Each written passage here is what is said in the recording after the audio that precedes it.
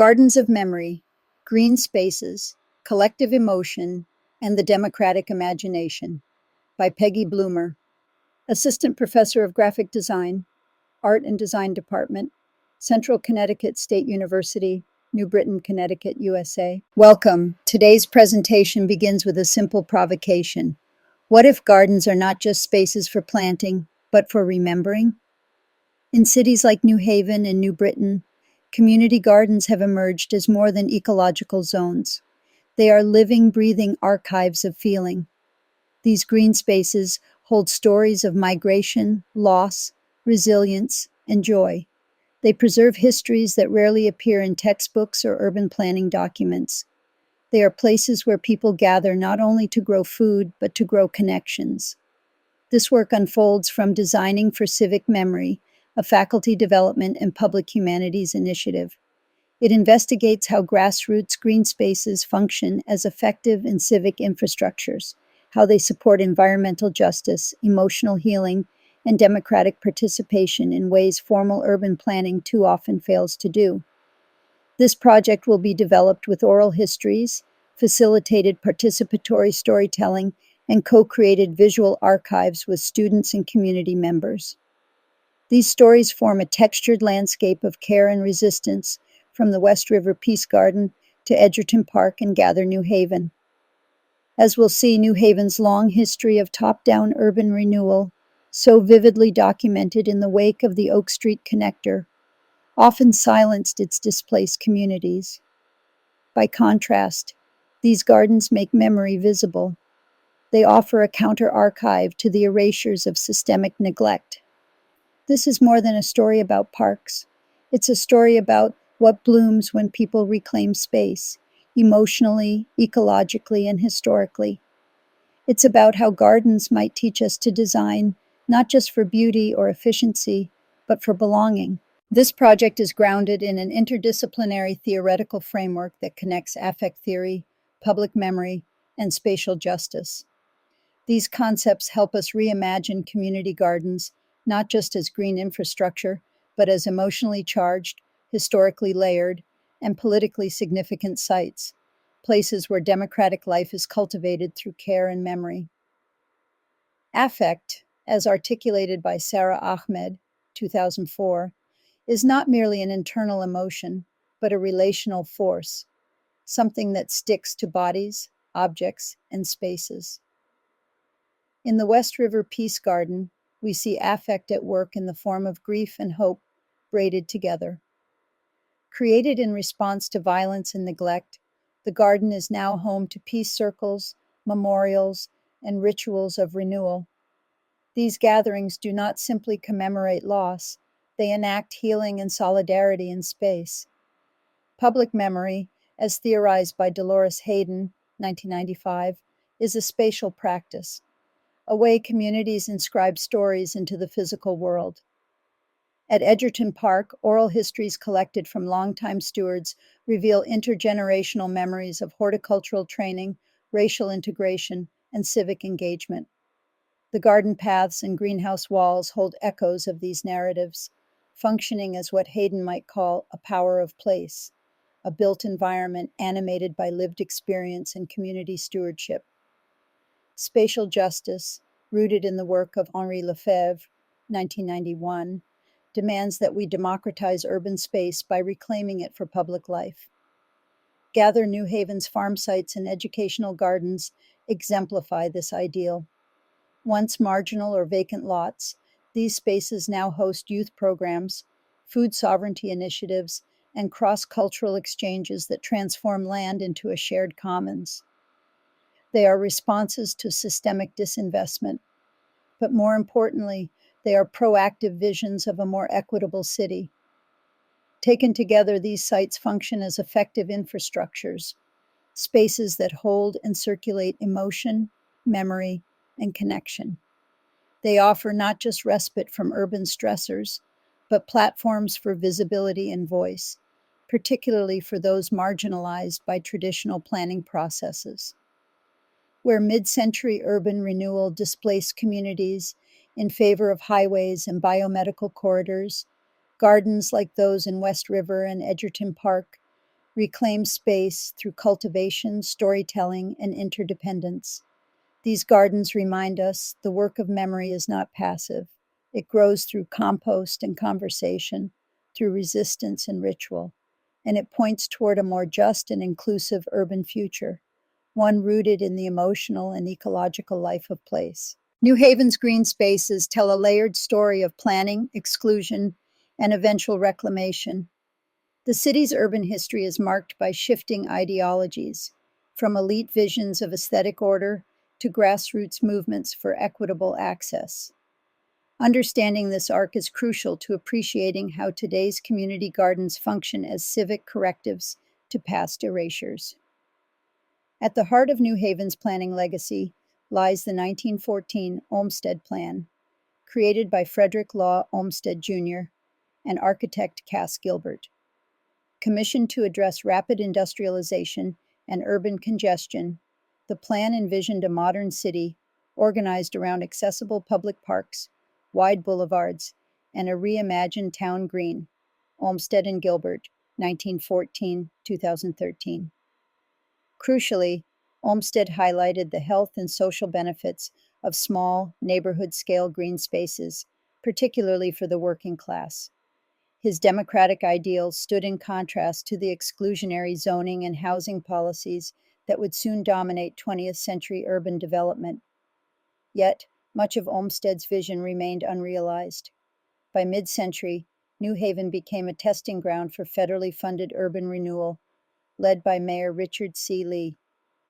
While celebrated nationally, Lee's model city approach displaced thousands of low-income and minority residents under the guise of slum clearance and automobile-oriented modernization.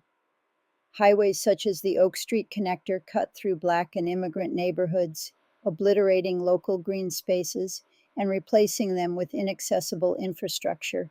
Bloomer, 2025. These projects marginalized the very communities Olmsted had aimed to serve. It wasn't until the grassroots resistance movements of the 1960s and 70s that a new paradigm began to emerge, one that emphasized community-driven planning.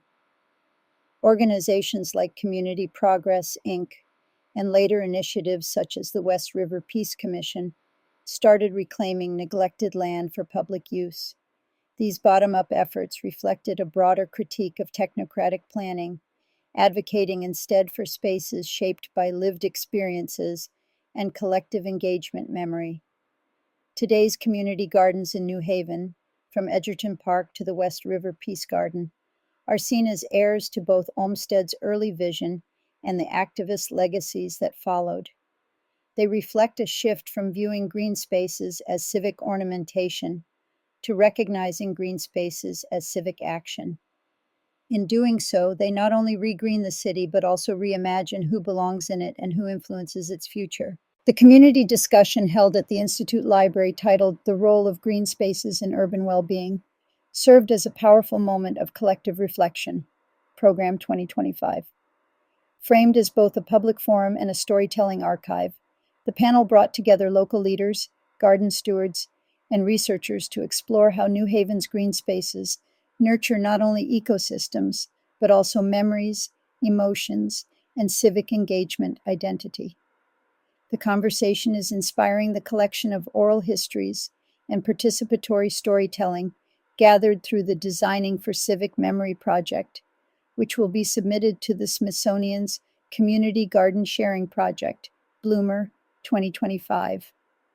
Speakers shared varied narratives rooted in the West River Peace Garden, where residents recalled transforming a derelict lot, once a symbol of abandonment, into a sanctuary of healing and remembrance. Gather New Haven, panelist Jonathan Savage, New Haven, shared stories of personal memories of green spaces. He emphasizes how each space reflects the needs, culture, and memories of the individual neighbor's food. Program 2025. Each account weaved themes of loss, resilience, joy, and resistance. The panel did more than present research. It activated memory as a civic force. As audience members contributed their own reflections, the discussion revealed that gardens are not ancillary to city life. They are its emotional and imaginative infrastructure. At the heart of designing for civic memory is a participatory methodology that engages students, community members, and educators in a collective process of visual storytelling. The project functions at the intersection of public humanities, design education, and community-based research, utilizing co-creation as a tool to amplify stories often overlooked in formal archives or urban context plans. In New Haven, the initiative will encompass locations such as the West River Peace Garden, Edgerton Park, and Gather New Haven to capture local histories, emotions, and spatial transformations. This collaborative fieldwork involved site visits, oral history interviews, archival scans, and photography walks. To foster this process, a visual storytelling toolkit starts with a website designed to gather information and utilizes a modular set of design prompts and templates intended to help participants translate personal and collective memories into visual forms. These include digital collages, illustrated maps, memory timelines, zines, and plant-based storyboards. Each tool emphasizes accessibility and creative agency, allowing community members to frame their own narrative's place. The impact will be twofold. First, the process produces tangible artifacts, oral history posters, illustrated garden maps, and participatory storyboards that will be featured in the upcoming Spring 2026 exhibition. Second, and more critically, the design process itself became a space for reflection, visibility, and connection. Participants described the act of co-creating as healing, validating, and a way to feel seen. This work illustrates the vital role that design education plays in civic life. When students engage with visual culture not only as an aesthetic practice, but also as a means of justice and memory making, they begin to perceive design as a form of listening. In this way, the project exemplifies how pedagogy can be grounded in place, care, and co-authorship. Community gardens are not only spaces of cultivation, they are containers of feeling, relationship, and resilience. Within designing for civic memory, these gardens function as emotional ecologies, environments where personal and collective well-being is nurtured through care for land and each other. Throughout these oral histories and visual storytelling sessions, participants emphasized how green spaces support mental health. This act of tending becomes both meditative and reparative, especially in neighborhoods shaped by historical displacement and urban renewal. Bloomer, 2025. Gardens help metabolize grief, but they also create room for joy, humor, and spontaneous connection. Community members often speak of finding dignity in growing food, sharing harvests, and reconnecting across generations. Sara Ahmed's 2004 theory of affective economies frames the circulation of feeling across bodies, spaces, and stories. The gardens become not only green infrastructure, but also emotional ones, spaces where memory and meaning accumulate and grow. These insights will culminate in the Spring 2026 exhibition and roundtable, hosted at the Institute Library and/or community partner sites. The exhibition will feature student-designed storyboards, oral history posters, co-created garden maps, and archival photography. Visitors will be invited to add their own memories through an interactive mobile exchange. Alongside the exhibition, a book titled Gardens of Memory, Stories, Images, and Civic Ecologies, which combines photographs, oral narratives, student reflections, and community artwork, will be published to support these efforts and the Institute Library. The point is that participation is not a final step. It is both the method and the message. Healing becomes an act of civic authorship. By reclaiming green space, communities also reclaim their histories, their futures, and their right to be visible within the emotional life of the city. The findings from designing for civic memory contribute to ongoing debates in urbanism, environmental humanities, and civic practice. By reframing community gardens, as critical sites of emotional infrastructure, participatory memory work, and spatial justice. Rather than treating green spaces as mere aesthetic amenities or tools for beautification, this project positions them as platforms for co-authored civic futures, spaces where care, memory, and belonging are cultivated alongside ecological health. In urban planning discourse, this work aligns with critiques of technocratic development and advocates for place-based planning that prioritizes resident voices and lived experiences. Lefebvre, 1991. Hayden, 1995. By documenting the emotional and historical dimensions of green spaces, this project argues for planning processes that integrate public memory into the material design of cities. Such practices challenge the exclusionary legacies of urban renewal and offer models for regenerative, community-led development.